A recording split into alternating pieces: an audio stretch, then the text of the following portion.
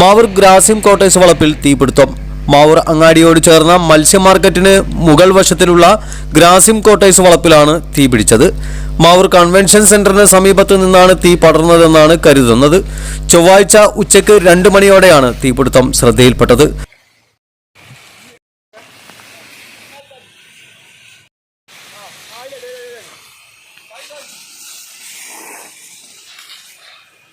Mavoor police സ്റ്റേഷനിലായിരുന്നു നമ്മളിപ്പം call വിളിച്ചത്.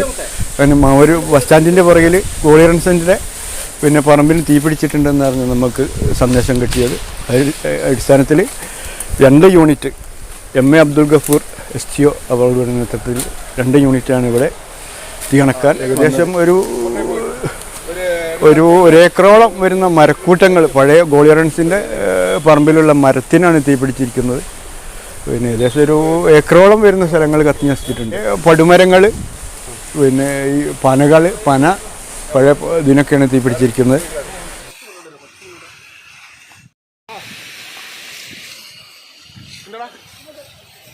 തുടർന്ന് മുക്കത്ത് നിന്നെത്തിയ 1 യൂണിറ്റ് ഫയർഫോഴ്സിന്റെ ശ്രമഫലമായി വൈകുന്നേരം 4 മണിയോടെയാണ് തീ പൂർണ്ണമായി അണച്ചത്.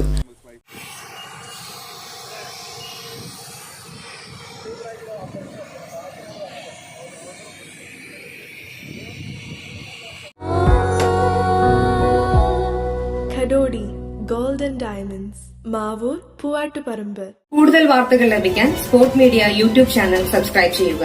വാട്സാപ്പിൽ ലഭിക്കാൻ സ്പോർട് മീഡിയ ഗ്രൂപ്പിൽ ജോയിൻ ചെയ്യുക.